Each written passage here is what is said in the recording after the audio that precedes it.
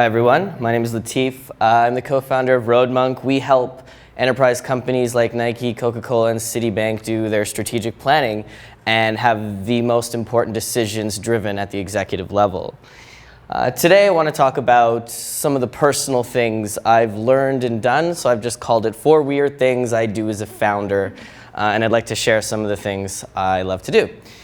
So, number one of the things as a founder that we're really tasked with doing is communicating and having really big, important ideation meetings.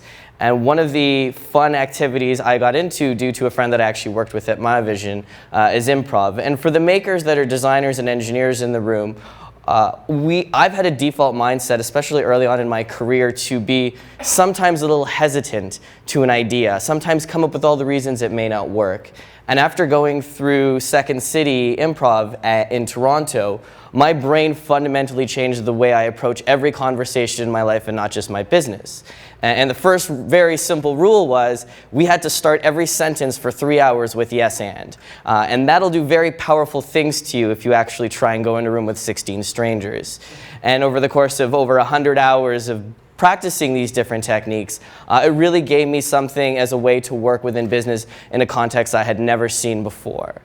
Second to that was that startups are effectively what are called long form improv. So what happens is a group of people will stand on stage, go to the audience and pick out a word. And for the next hour, they're tasked with doing scenes on that one word. And that feels like a startup to me because a lot of the times you start with an idea and then you've got to get a whole bunch of people and figure out how to build something, ship it, and sell it.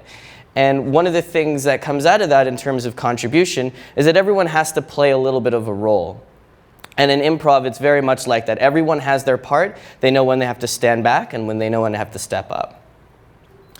And lastly, there are only opportunities, and there's only opportunities over mistakes. And that's simply the idea that if things aren't going well in improv, it's okay. Somebody will see that opportunity if they've been through that experience and know how to make that better, that scene better. And I find the same thing happens in business and meetings. When things aren't going well or you've hit a certain block, someone will see the opportunity, take a life lesson that they've had and add to it. And that's one of the great things about improv and business that I see those parallels in. The second thing I've recently experimented with is floats. These are sensory deprivation tanks, and they're very spa-like, so I highly recommend it. A friend of mine named Will recommended it to me. He was a 16-time entrepreneur with 12 failed businesses, and he said whenever he was stressed out, this was the #1 thing he did. The way it works is you go into a tank for an hour. It's about a foot of water and 800 pounds of Epsom salt and magnesium. And what it does is it activates the same brain waves, your theta waves, that while you're sleeping. What's really nice about this is you can start to access parts of your subconscious. So as a quick experiment, when I went in, if I had a design challenge I had, or a business problem, I would think about it, write down all those thoughts, go into the tank, throw out the piece of paper, and approach the problem from a completely new angle. And I'd come out of there with the solutions that I had never dreamed up. And so once a month, I jump in this, try to come up with some issues that I want to solve, whether it's business or otherwise, and it's a great place to relax. And it's also great if you're training or you're an athlete for recovery as well. Number 3, I really have started taking to a liking to biographies.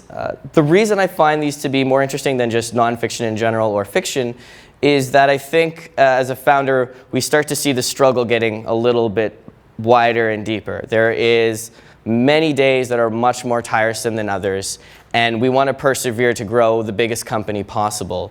And it's always really difficult if you don't have sources of inspiration every single day to talk to, like mentors, that are readily accessible. I sometimes find listening to people or reading about the stories of some of the greatest people I admire, even though I may never actually get to meet them. So whether they're a scientist, a writer, a movie producer, someone that's been an entrepreneur, what strikes me is that they do incredible things in their personal life that really tie to what they do in business and the way that they experiment. And it also gives me some sort of calmness that I know that there's people out there that are 10 times more insane, and that always kind of just levels me right out. And lastly, this was an experiment that we took a little bit more seriously than I think we had hoped. My co-founder Thomas and I, when we first started, we thought it would be really cool to work abroad. And everyone kind of has this dream and this idea. And the first year we were going to do it, but it didn't work out. We were a part of Hyperdrive at the time, so the timing didn't work out. And then the second year, we didn't have the funds necessarily. And in the third year, the employee said, "You keep talking about this idea, but are you really going to do it?" And we said, "Yeah, we'll do it." So we took the entire company to Costa Rica for a month. And we put up the accommodation and the travel. And we did it for 3 reasons. One, obviously, we wanted to take action against the big things that people say they dare to dream about and actually do it. 2, we thought it was really important for that initial group of 10 people to really foster the relationships so that they knew when the company was really big that they would have this unique experience really before we blew up. And 3, we wanted everyone to focus for a month on really what our core strategy was, how we were going to push over the next 12 to 24 to 36 months. And this is actually the Airbnb that we stayed at. That's a real picture of it. So what did we learn and discover from this experience? Well, we learned 3 things. 1, we learned each other's rhythms. So every night, 2 people had to cook for the rest of the team. And during that time, I remember there was one dinner where me and a particular colleague, we were, going back and forth on a design and we didn't agree. But one of the things that we did for dinner is we talked for 2 minutes, and for the next hour and a half, we knew exactly each other's rhythm. We finished the meal, and by the time we got there, we were like, we're done. And we had aligned everything because we kind of figured out how each other had worked. And this then translated us into solving even more problems over the next while. And I think it really built a skill of empathy for people in our company.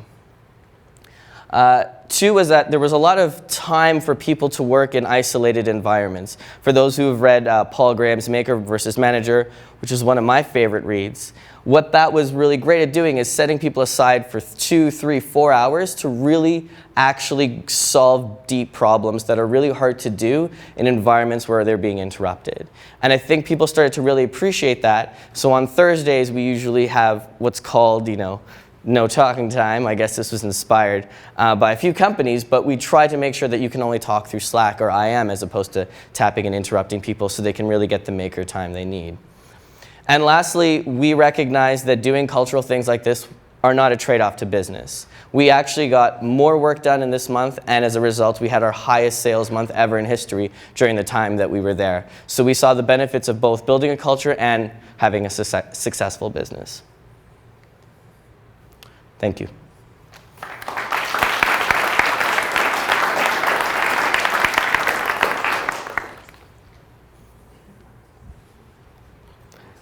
Questions? Does anyone on your team have a family? Like, how did everyone go to Costa Rica for a month? So for the logistics part, it's a good question. I think that was coming. Anyone could come for any amount of time, between 1 to 4 weeks. We just asked everyone if they had, responsibilities in life, that they at least made it out for a week. There was no mandate that they had to come for the full 4. There was certainly a few individuals that may have more freedom, and they participated. They were in the first slide, and they were there for the full 4 weeks. So. Those 4 weeks compared to the rest of the time, is it? You said it was your best month of sales and such. Yeah. But overall, as an organization, are we talking a substantial factor improvement, being able to focus and isolate? Is it double the project? Just give me some sense of really what the impact was. Sure. So I should also say at the beginning of January, we had 6 people in the company. Now we have 17.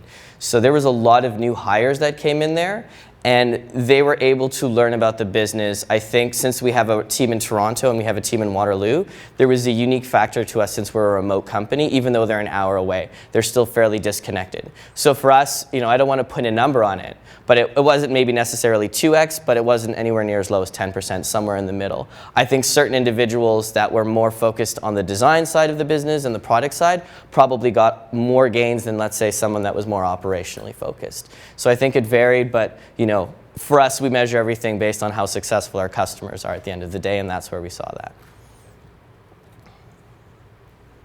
Since the theme is around things, 4 weird things that you've done as a founder, I'm curious if you could talk to yourself before starting a company. What's the one thing wish, like you told yourself, or you wish someone told you before becoming an entrepreneur?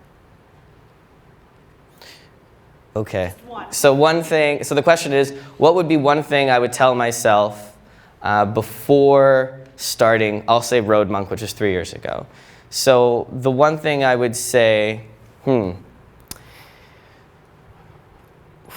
I would say manage your time extraordinarily carefully early on and close your first customer as soon as possible.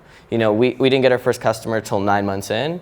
I think I would have found a way to close the deal in 3 months and built off what they said.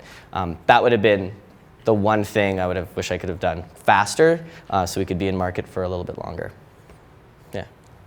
So you've built yourself a really interesting curriculum of life and productivity.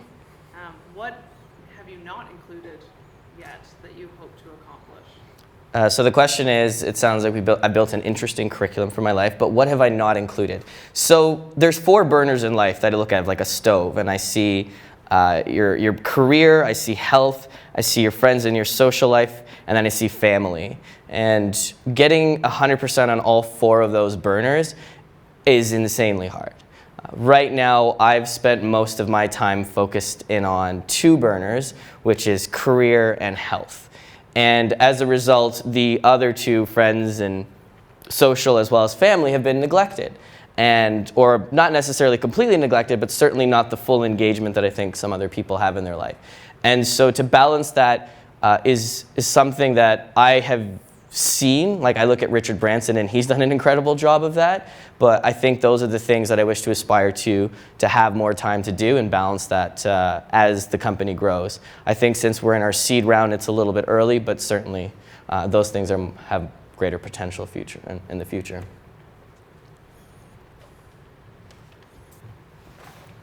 Thanks, Latif. Thank you.